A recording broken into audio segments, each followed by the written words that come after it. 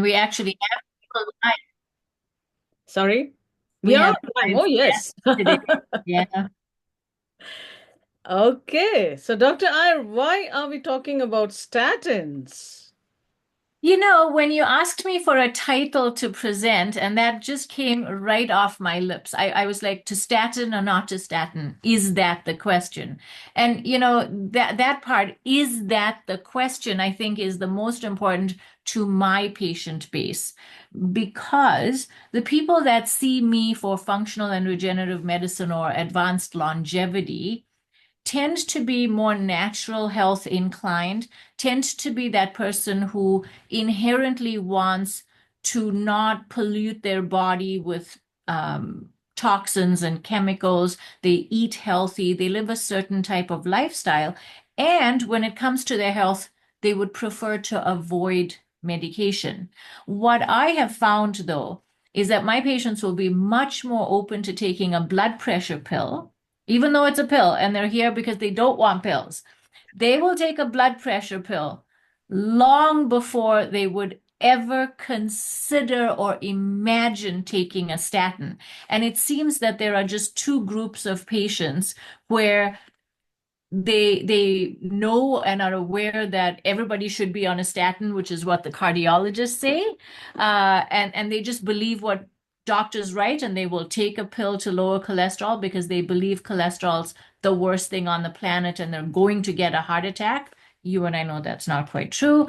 And then you have predominantly my type of patient, or that person that really is opposed to taking a statin. And I thought it will be so important to go through what we as functional medicine physicians think, or how our thought process works, because I do prescribe statins. You prescribe statins. There's a time and a place for it. And in very judicious cases, we prescribe it, but we don't prescribe it to everybody. So I thought, you know, especially for my patient base, we should talk about why to statin. And for the other type of patient, maybe why not to statin. Thank you, Natasha. And Natasha, we sometimes forget we have a lot of new people in our community, so we haven't introduced ourselves. So I am Dr. Shabnam Das Kar. I'm a functional medicine doctor and a brain health coach. My area of focus is better blood pressure management. And I'm in Alberta in Canada. In my former life, I was an OBGY. And just a few things before Natasha introduces herself. First is we are going to talk about a few things that we think are important for people to know. Then there will be time for Q&A.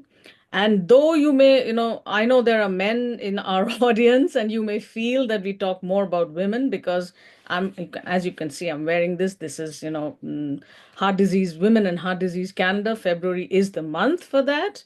So, women and heart disease risks are a little different, and unfortunately, a lot of women and men, for the women in their lives, are not aware of that. And why we are saying that is as a part of this webinar, when you receive the replay, the recording, you'll also receive a checklist for yourself, which includes a bunch of risk factors for women specifically.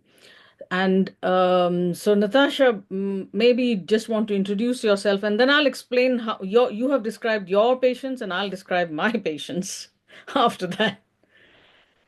I'm Dr. Natasha Iyer, and currently my focus is on advanced longevity and healthy aging. I have graduated, like you, with a fellowship in functional and regenerative medicine, metabolic medicine, and that is medicine based on finding the root cause of what's wrong with someone and then correcting that so that the symptoms disappear. For example, cholesterol. An elevated cholesterol means something's not working right in your body, not necessarily only diet.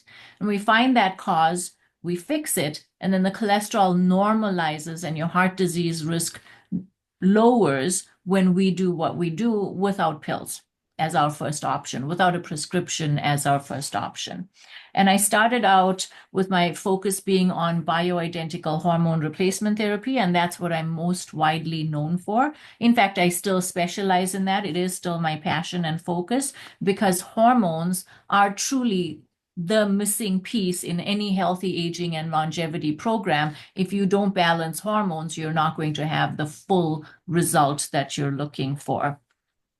And yes, people come to me from across Canada, in fact, outside of Canada, not just for my specialty in hormones, but because I love finding the root cause of whatever's going on with you and then healing that and bringing you back to your younger you, which is how I help you live younger. Yeah, thank you. So, Natasha, you described your patients who don't want to take a statin, and there are various reasons.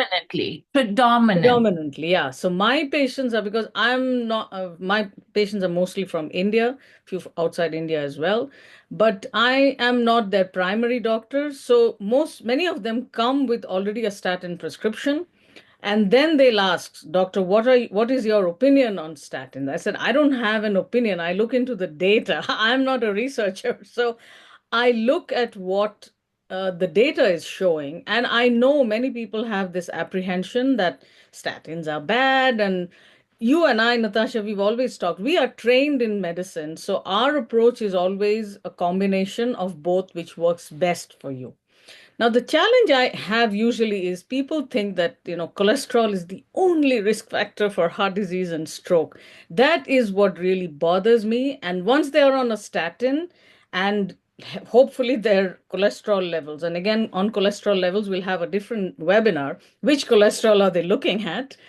Once their cholesterol levels are kind of normal, they feel they don't have to do anything else. They don't have to bother with their sleep, with their food, with sitting continuously, not getting enough movement. They don't have to bother about any of those because their doctor said their cholesterol is fine, their HbA1c is fine, and their Yes, blood it's pressure is mindset. fine. Thank you for Yeah. bringing that up because that's one of the biggest reasons I don't recommend a statin the first time I see Yeah. someone's cholesterol Yeah. level.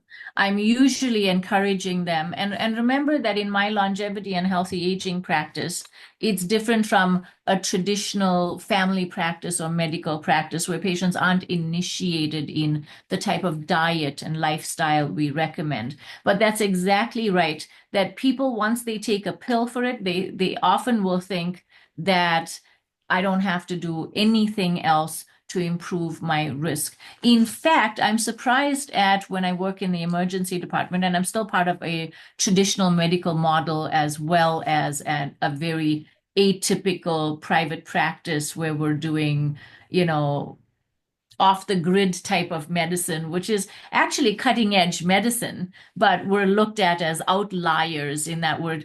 One cardiologist told my patient, we don't do lettuce and lifestyle. We prescribe statins. So here's your, and you have to I'm take sorry, Natasha. That lettuce and cardiologist lifestyle. hasn't been educating himself. That's exactly right. But so many cardiologists sway patients because they say statins should be in the water. Yeah. Every person should be on a statin. It is so important. So let's just get to the crux of it because we have much less than an hour set aside for today. So, Dr. Carr, do tell us what well, let's just go through all of the side effects of statins, which is probably why people are against taking statins. Never mind that there's a large population of people who believe that big pharma is,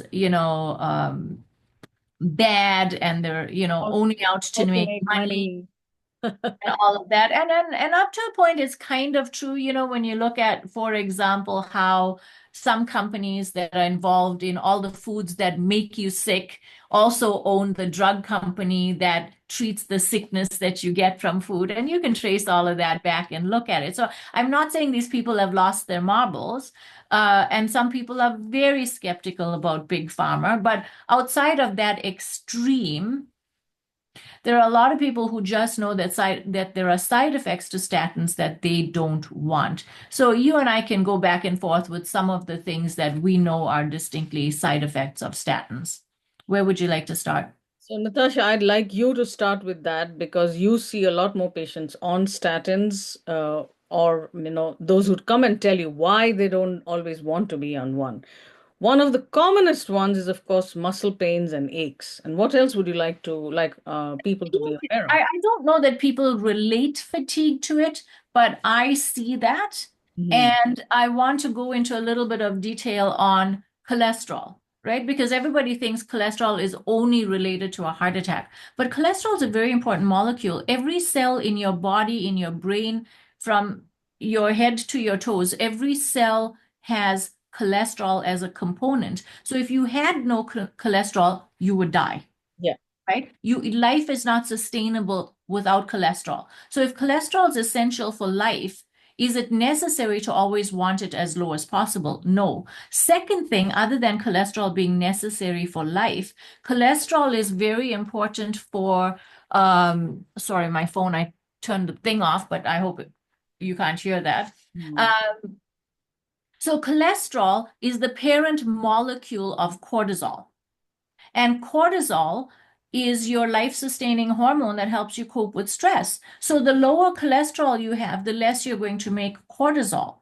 And also, when you look at the cholesterol molecule, it downstreams into testosterone and estrogen and progesterone. So your sex steroid hormones come from cholesterol. The lower your cholesterol, the lower your other hormones are because you don't have the molecule to make it. So a lot of the side effects you see from statins is because of what it does to the production of other hormones and what it does to the ability of your cells to be healthy.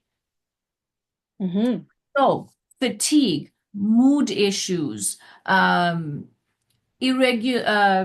sex drive. These are important things that people feel and they don't know that it's from the statin, or other patients like mine already know that I need cholesterol for all of these things. And I've got to solve the problem as to why is my cholesterol high, not why I should lower it. Another important side effect some people talk about is cognition. They feel their brain is not as rapid fire. And we will come to some of the possible explanations for that very soon. But I would just like to I'll get to the questions later. And I'm just going to start sharing our slides because I just want to be mindful of the time. So, the most important question all of us want to know is, do statins save lives? Now, obviously, if I'm going to take a medication, is it enough just to lower cholesterol, or am I going to live longer and better? That is a good question. So, Natasha's multiple studies have shown, and here is where it gets very complex. Like, even for me, it is quite hard to understand statistics. And I mean, I know we both studied statistics in med school, but I've forgotten all of that. Anyway, so the thing is, they look when your doctor talks to you, doctor will tell you they'll do a Framingham risk score, which again does not apply to South Asians. I won't get into that today. And they'll say your 10-year risk of blah blah blah is this, of heart disease and stroke is this much. If you take a statin, it will go down by 10%. But we don't always understand that what does it mean by 10%. So I'm not getting into the statistics, but here one thing I want to explain about primary and secondary prevention. So primary prevention is in someone who has never had any heart event or stroke, no chest pain, nothing related to what we call atherosclerotic cardiovascular disease. That means the underlying problem when someone has a heart attack or a stroke. You have never had any of those. You may have risk factors. And secondary prevention is someone who's already had that and they have been put on a statin. Now, here you can see, it's not a lot, 5 to 19 days in primary prevention. Again, median is, of course, an average of both. These are two different papers.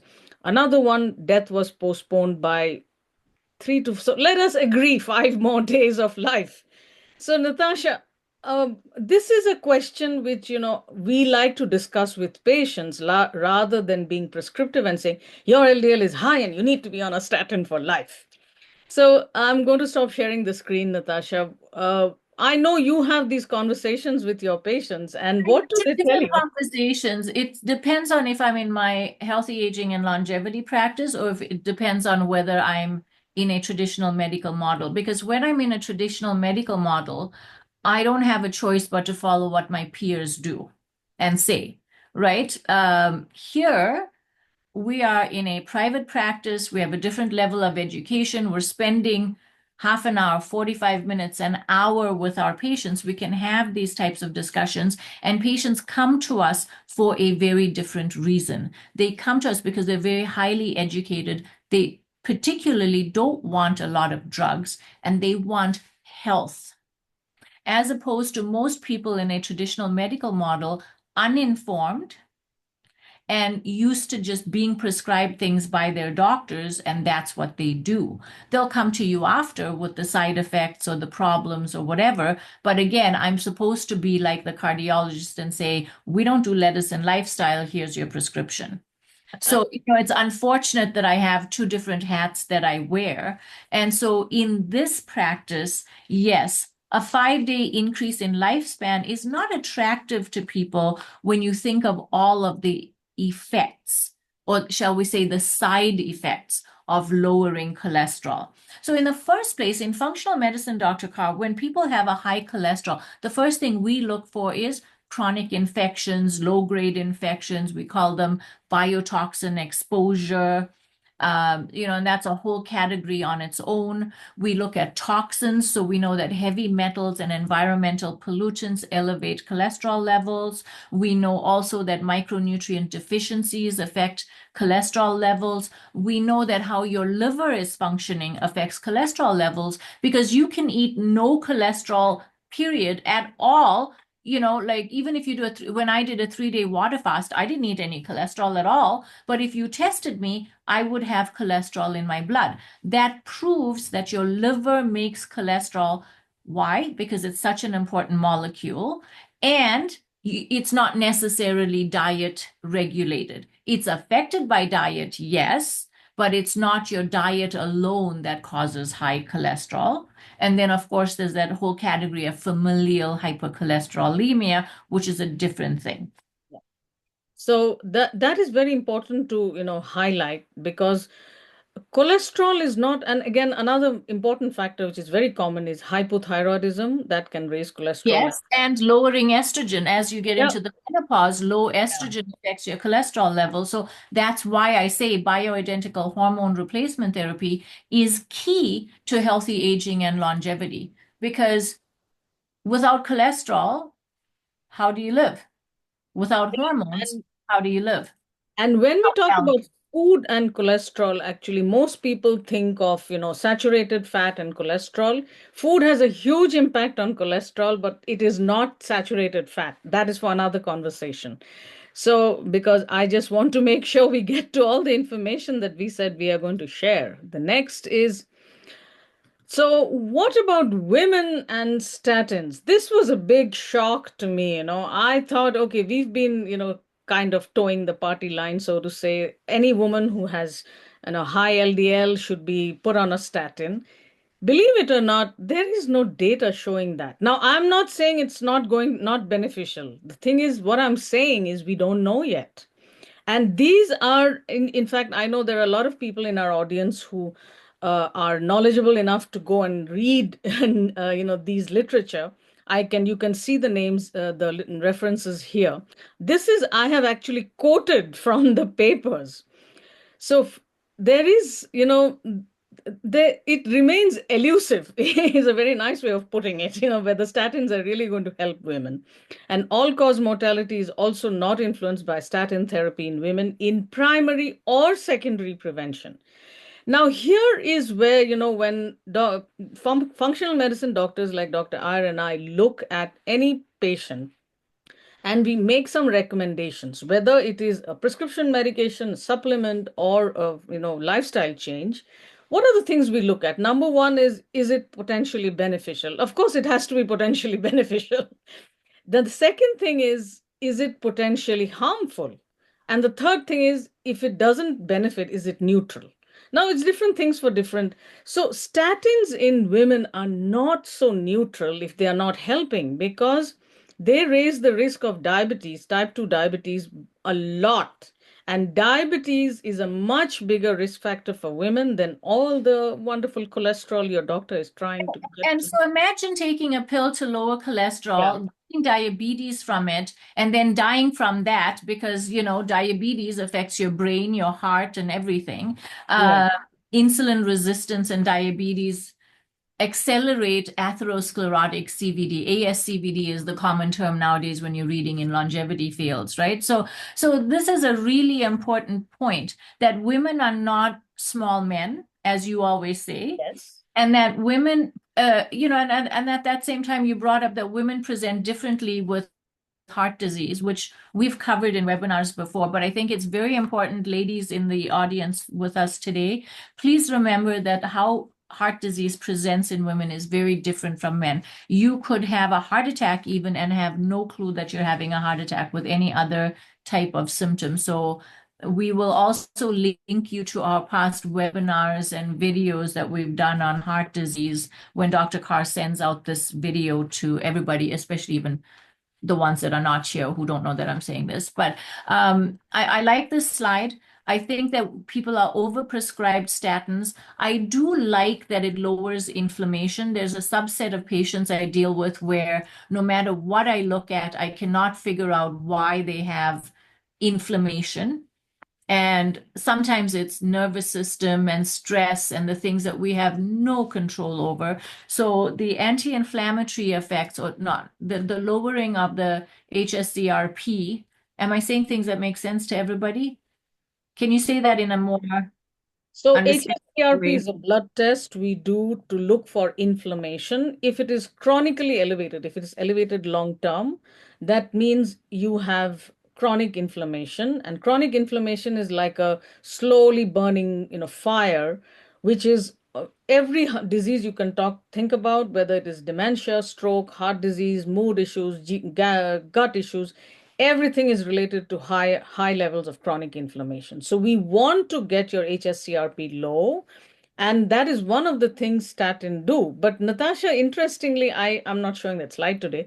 When they compared food with statin, few studies have shown actually food lowered hsCRP more than a statin. So, which is not a Yes. surprise to us at We all. know that what you eat influences your entire health. And that's what Yeah. I'm saying. In a healthy aging and longevity practice, patients are motivated to change their diet. They're motivated to live a different type of lifestyle, as opposed to that whole subset of patients who are clueless or not motivated to change their lifestyles, and for them, a pill is what they want. Yeah. And those are not you and my patients, No, right? not Our usually. patients are looking for advanced longevity, which means we start with diet changes. So I think that's another thing to remember. It's like which type of patient are you dealing with? And yes, let's talk about healthy aging and advanced longevity because that's our audience today. And I will say I do not prescribe a statin off the bat. In fact, No. I rarely prescribe a statin, but the lowering of hsCRP as a benefit of a statin is one of the reasons that motivates me to prescribe it Yeah. if and when I do. Because we change cholesterol as soon as we improve diet, lifestyle, sleep, stress, right? We remove toxins, we normalize toxins, and we balance hormones. All of that impacts cholesterol levels, but we know that your cholesterol level doesn't necessarily dictate your heart disease risk. Not the only You're factor. going to you're Correct. going to send them a list of Yeah. all of the other things that affect heart disease risk. So, we kind of are on this, we are saying to statin or not to statin, is that the question? And this is what we're saying to you. There are so many other things to think about before you make the decision to take a drug. Can you please put up the slide that shows the side effects of the statins? So, Or is it that you just have the drug-induced nutrient depletions as a slide? yeah. So the next thing is we talked about the side effects. We talked about muscle pains and aches, brain, cognitive challenges. Then we talked about. So another thing, Natasha, we talked about before we planned this webinar. Remember, we said that whenever a patient comes to us with anything that they are experiencing after starting a medication. Now, there may be a gazillion list of side effects already described in the literature if it's an older medication. It could be a newer medication. But one thing that Dr. Iyer and I never would never do is tell you, oh no, that can't be from the medication.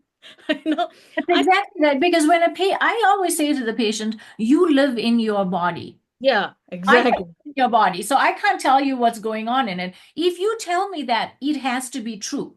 It's Yeah. true for you because you're telling me. I cannot tell you you made that up. I cannot tell you it's in your head. Oh, And what you and I know is that many side effects are because of the DIND is what you like to call it, but it's drug-induced nutrient depletions. And all drugs, including bioidentical hormones, cause nutrient depletions, right? yeah. And so it's the nutrient depletions that lead you to the side effects. So for example, the almost everybody knows you take a statin, you should be taking coenzyme Q10. Why? Because coenzyme Q10 is depleted when you take a statin, and one of the biggest side effects is muscle and fatigue. So when Yeah. you're growing coenzyme Q10. Now, vitamin D is not something that comes to my mind a lot when someone's on a statin. So thank you for pointing that out because there's statins in the water for sure because all up in Yep. our water system. So, but everybody needs to take vitamin D. Vitamin E and beta carotene, which is actually vitamin A, those are also not ones that come to my mind as quickly when it comes to statins. However, now you can start to see that when you're depleting all these nutrients, you're going to get side effects that might not make sense. It might be skin things, it might be immune system dysfunction, it might be bone health, it could be so many other things. So look at how taking one drug, depleting these important nutrients, it affects your eyesight, these nutrients. They impact your overall well-being in many different areas. So, that's why we are so anti-drug in air brackets. It's because we don't want to cause you more trouble than you had to begin with. Even Absolutely. metformin, for example, or whatever drug you want to mention, Tylenol. Tylenol depletes glutathione. It changes how your liver enzymes function. It causes a whole bunch of depletions, and people pop Tylenol every day. So I think that talking about nutrient depletions is a very critical thing. But we talked about diabetes risk, we talked about cognitive dysfunction, and these are black box warnings that came out not through us and not because we made this stuff up. Yeah. It's like these were very real findings in major studies. And so the FDA and multiple bodies were talking about the fact that these drugs are known to be associated with an increased risk of cognitive decline. So is that your next slide, Dr. Carr? Yeah, before we go to the next slide, another thing I want to point out is out of all these depletions, now vitamin D, deficiency is so common, and of course, statin is not the only reason. But what I want to highlight here is other than vitamin D, we cannot measure coenzyme Q10, vitamin E, or beta carotene in a routine blood test in a regular lab. Yes, we have access to specialized labs. So, my point is even if you have depletions in these nutrients and you're on a statin, you won't even know other than knowing about vitamin D. And coenzyme Q10 is so important. Like I'm sure, Natasha, you've had this as well. I've had people telling me all these, muscle aches and pains. Of course, not every muscle ache and pain from statin will go away with coenzyme Q10. But some people have found that just adding a coenzyme Q10, and again, the dosage is important. So you need a higher dose, not just a 30 milligram dose. You need about 200 to 300 milligram. Can actually, some people said it was like life changing for them because can you imagine living the whole day with pains and aches? Now, the next slide is, Fatigue, Dr. Carr, is another thing. And yeah, one thing about CoQ10, it is one of the more expensive supplements. yeah, And I'll say expensive, but I think you've got to think about quality, right? yeah, And what I want to point out is that you can get very cheap coenzyme Q10, which is not actually coenzyme Q10, and it's not actually effective in your body. Because I had a patient say to me, "Oh, I found one for $30." I'm like, "Don't even give it to your dog because you love your dog. Don't give it to them." Right? Like just put it in the garbage. Unfortunately, coenzyme Q10 runs around 80 to $100 a bottle, which is prohibitive to a lot of people, yeah. especially when you're taking 200 to 300 milligrams a day, your bottle's not lasting you the whole month. So I'd like to point out that cost prohibitive But then weigh that against the side effects of the statin, and then weigh that against just wanting to take a pill rather than making some major lifestyle changes and getting your hormones balanced and your liver working better, right? Yep. And And one quick before thing anyone asks, you cannot get enough coenzyme Q10 from your food. you cannot eat it. No. No. But Okay. actually, on that point of food, thank you, Dr. Carr.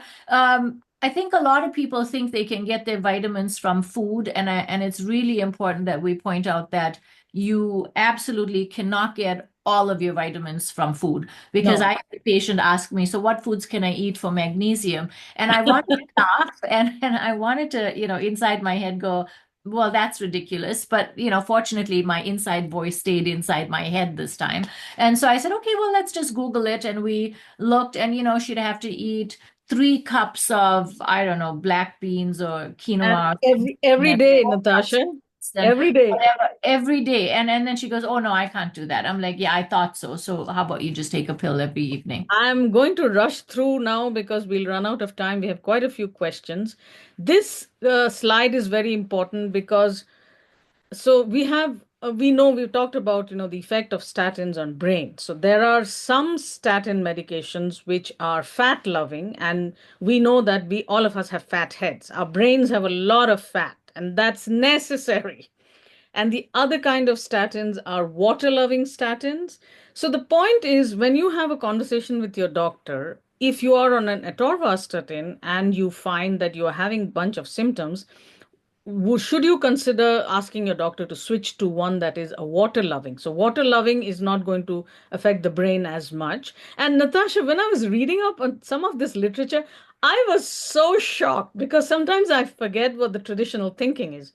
You and I will say if it has any problems with the brain, because I'm not going into the biochemistry, it lowers a certain, chemical which is very important for brain function, and in patients with dementia that particular molecule has been found lower.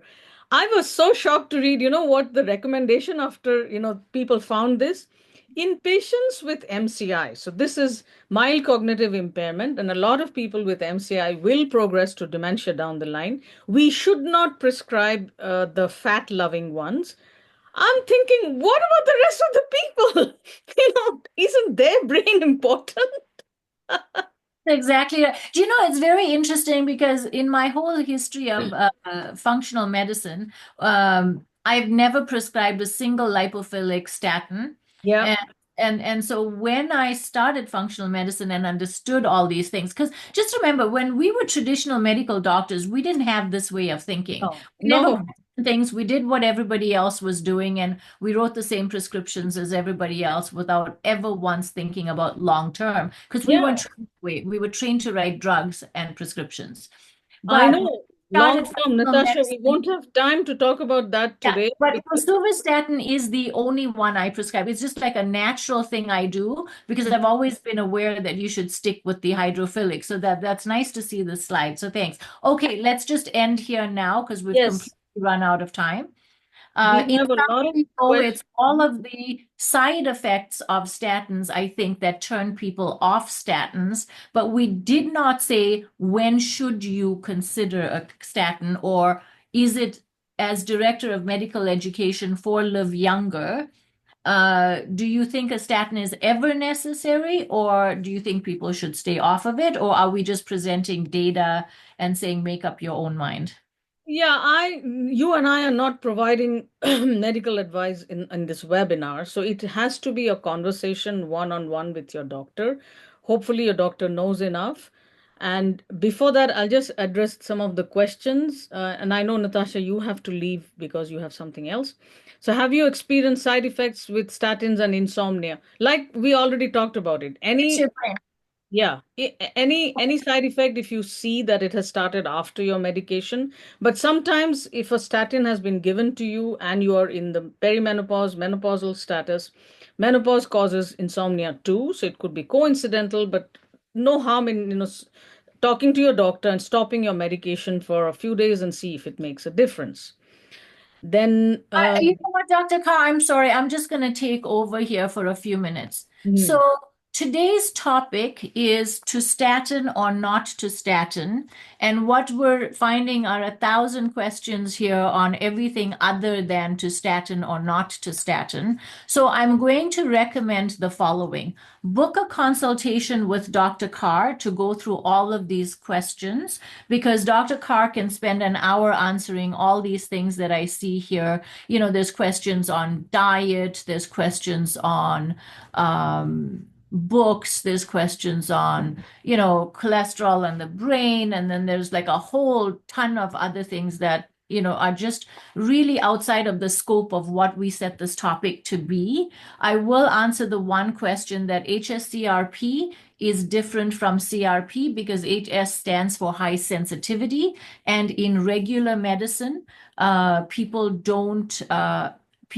doctors don't acknowledge this difference. So your average doctor is ordering a CRP, which is very much more broad in its measurement of inflammation. HS makes it more narrow and more focused. And we know that when you look at high sensitivity CRP, which is very relevant to statins, I would think, so we can go into this a little bit. HSCRP for us is far more important and impactful because it's telling us about inflammation. And as Dr. Carr said, inflammation drives heart disease.